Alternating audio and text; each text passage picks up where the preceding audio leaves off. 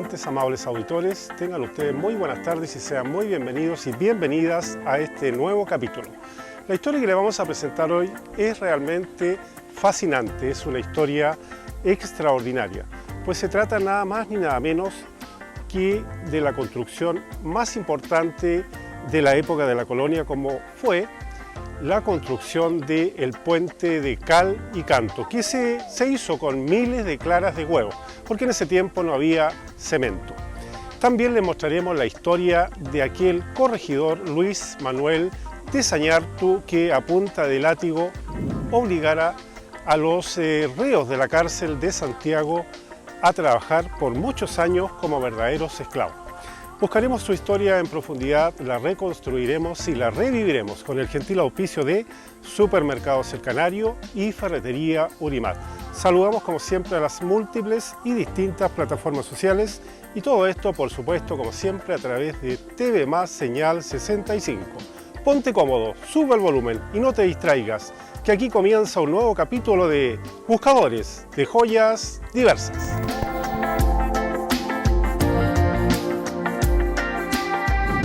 A finales de 1700, cuando Santiago era una incipiente ciudad, empezaba recién, había muy pocos habitantes, más o menos como 50.000 habitantes, nació la idea de hacer, digamos, un puente. Siempre estuvo latente el tema de los puentes, porque que uniera los dos lados del lado norte con el lado sur. El lado norte, donde comprendía el sector de La Chimba, antiguamente, que hoy es Bellavista, que corresponde también a Recoleta, y otras comunas aledañas. Siempre estuvo la idea de hacer un puente. En ese tiempo el río Mapocho comprendía de dos brazos. Uno, el que está actualmente, y que siempre tuvo más agua, y el otro brazo, que hoy corresponde a la Alameda. Ese era un brazo, pero pasaba muy poca agua.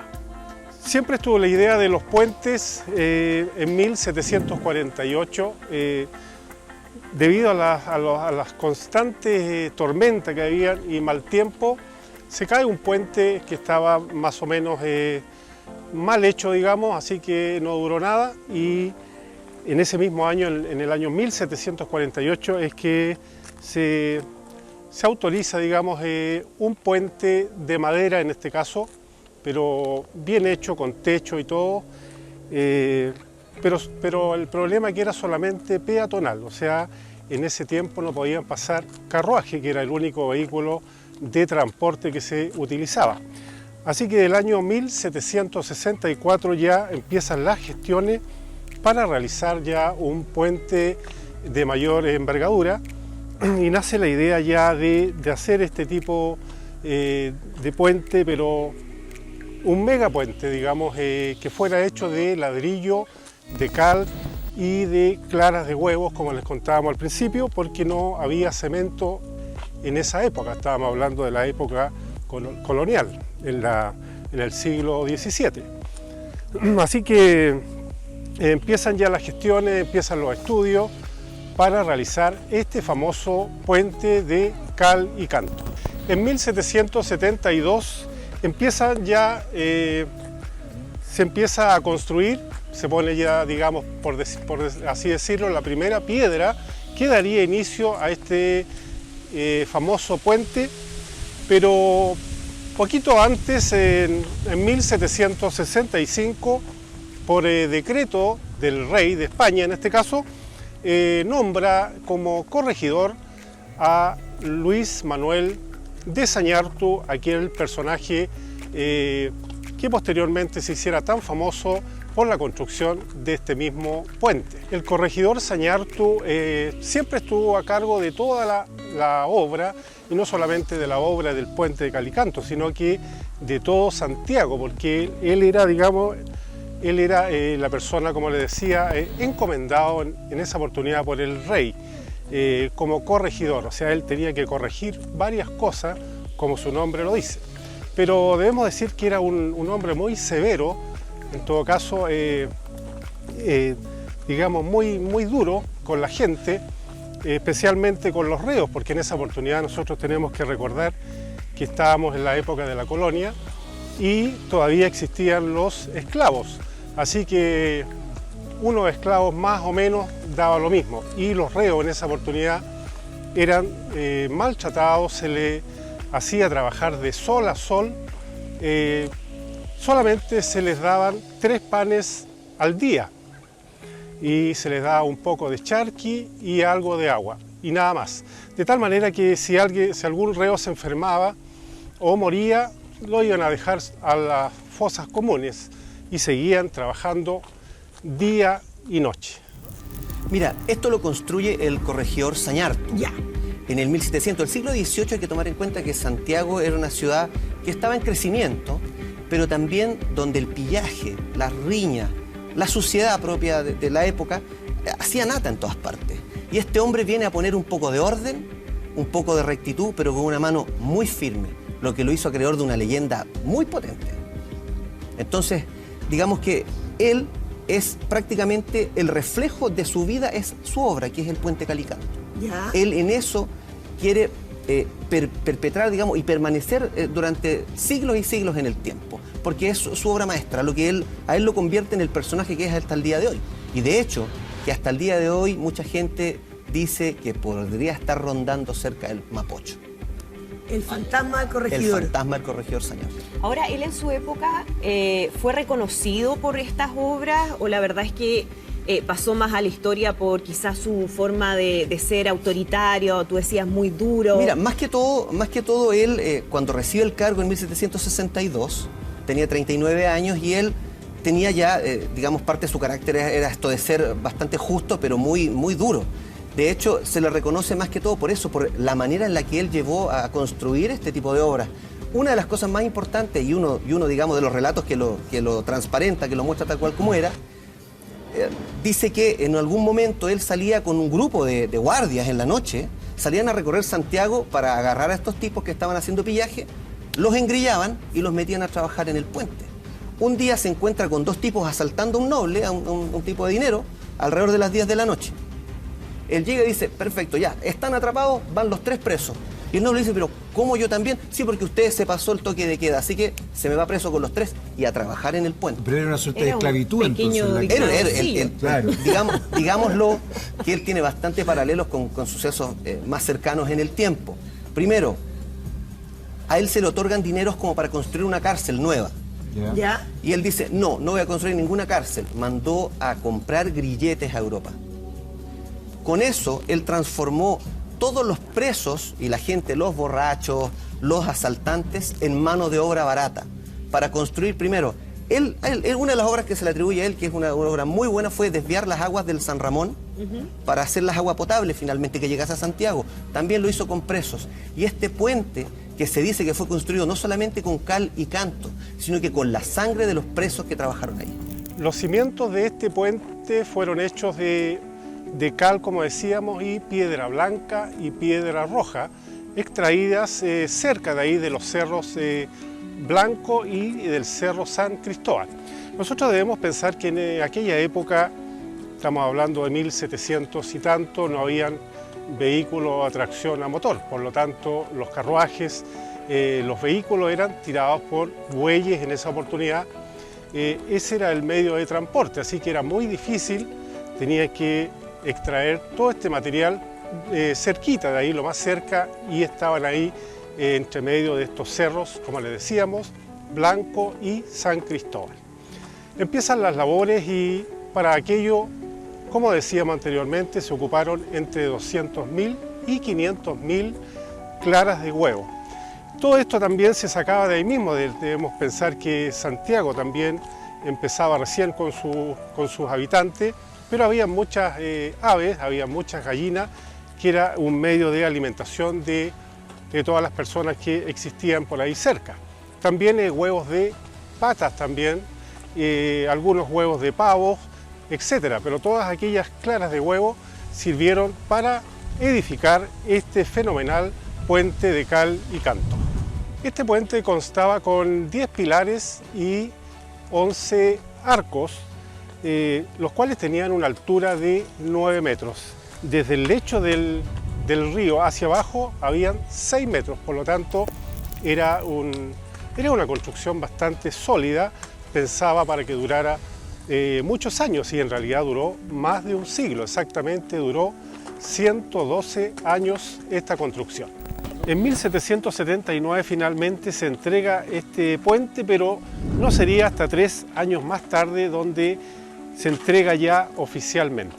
Empieza a transcurrir el tiempo y este puente se transforma en un ícono a nivel país, una maravilla, realmente era una portada obligada para toda la gente que iba a Santiago, para extranjeros, un lugar realmente bello y la utilidad que prestaba, que finalmente pudo unir el sector sur con el sector norte de la Chimba. Por lo menos se cumplió el objetivo.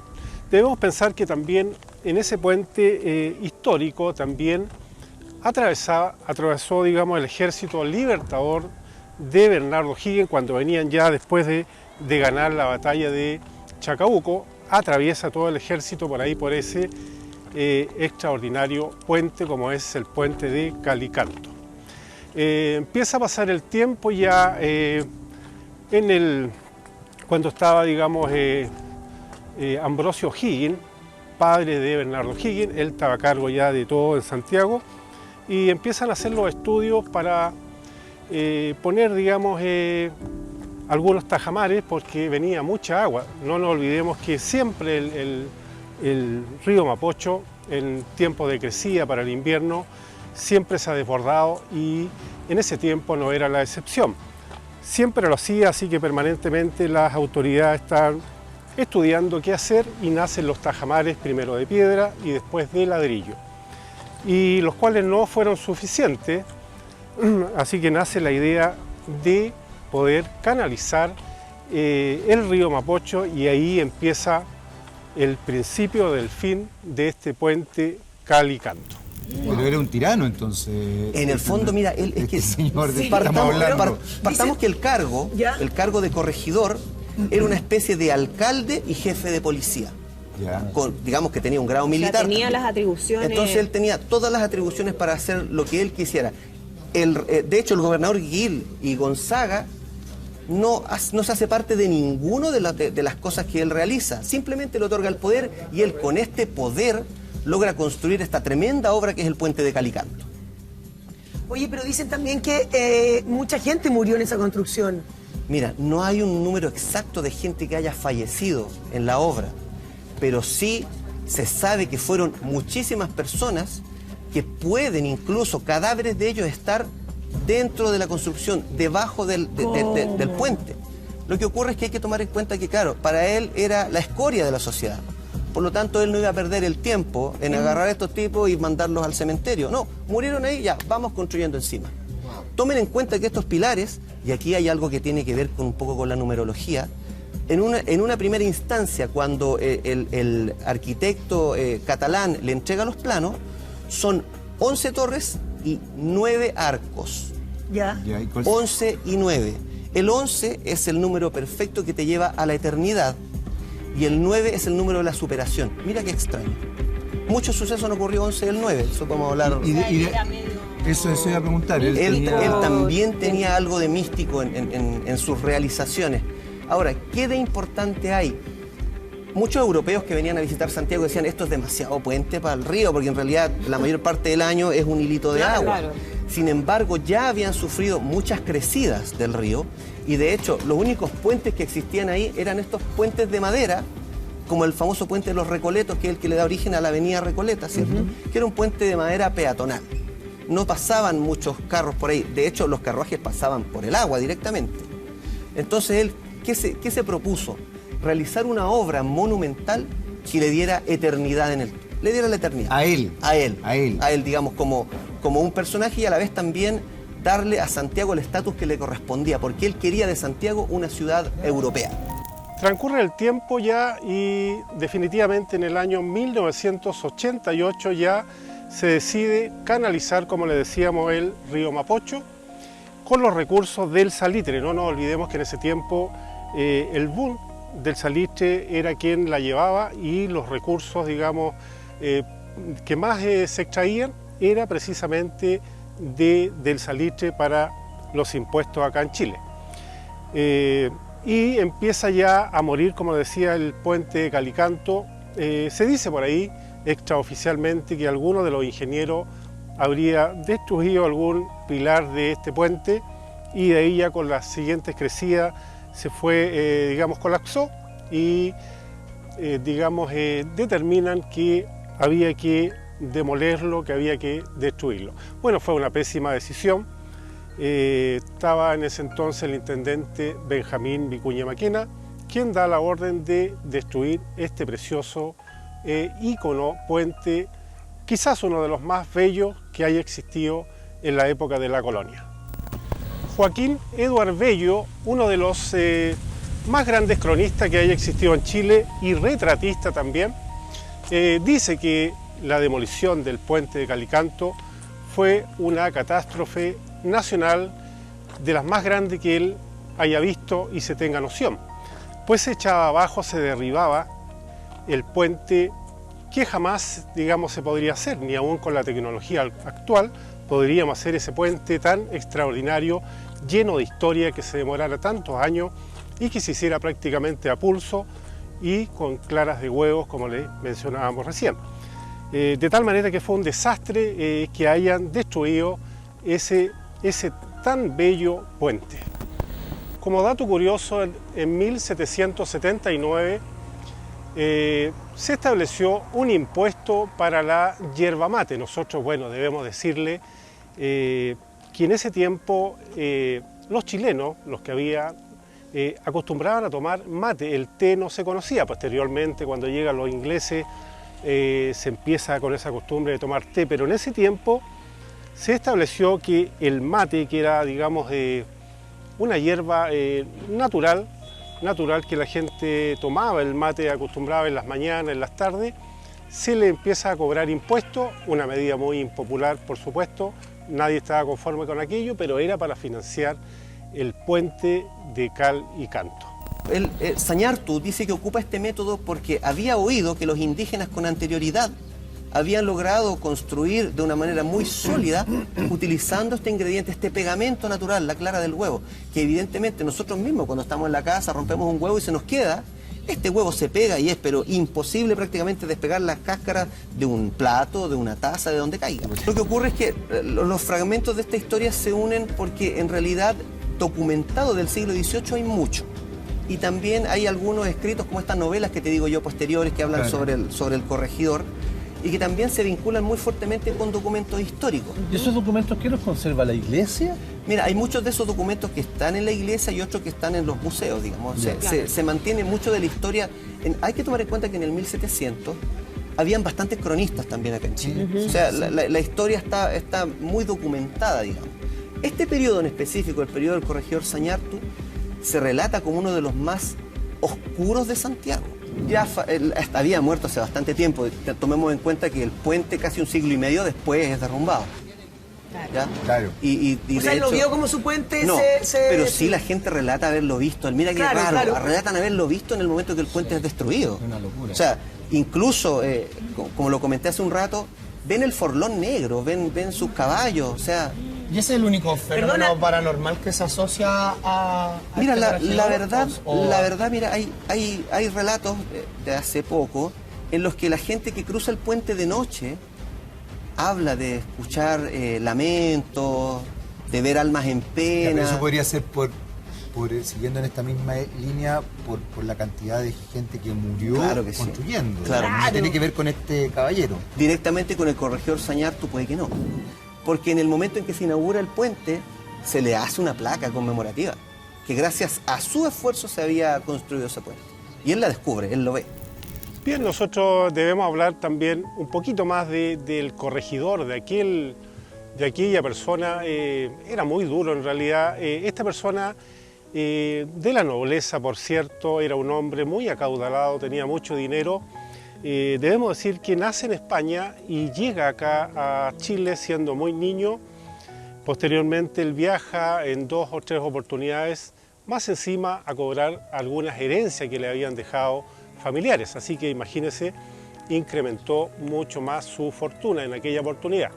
Tanto es así que él nunca cobró sueldo, dicen los historiadores que nunca cobró el sueldo de corregidor, no tenía la necesidad de hacerlo. Pero este es el perfil de esta persona que siempre aceleró los trabajos. Debemos decirles nuevamente que se demoraron 12 a 15 años en construir este puente de Calicanto. El hombre, como dato curioso también, donde vivía, que actualmente vivía frente a donde está La Piojera, que es un local muy popular, él se mandó a construir un altillo, digamos como una especie de segundo piso, donde con catalejo en mano miraba las obras. O sea, debemos decir que este hombre, el corregidor, estaba totalmente obsesionado con la obra, quería terminarla a toda costa y como fuera lugar. Pero desgraciadamente fue destruida, como decíamos, un ícono, un puente realmente bello, extraordinario, con tanta belleza, tanta historia, y de la manera que se construyó, desgraciadamente fue destruido cuando podríamos tenerlo dentro de la cultura como un patrimonio nacional e internacional de la cultura. Bien, nosotros empezamos ya a despedir este programa. Saludamos como siempre a nuestros auspiciadores como son Supermercados El Canario y Ferretería Urimat. Saludamos también como siempre a las múltiples plataformas sociales, a nuestro director del programa Cristóbal Salfate y a nuestro director general Ernesto Hurtado. Nos vemos en el próximo capítulo de Buscadores de Joyas Diversas. Hasta pronto.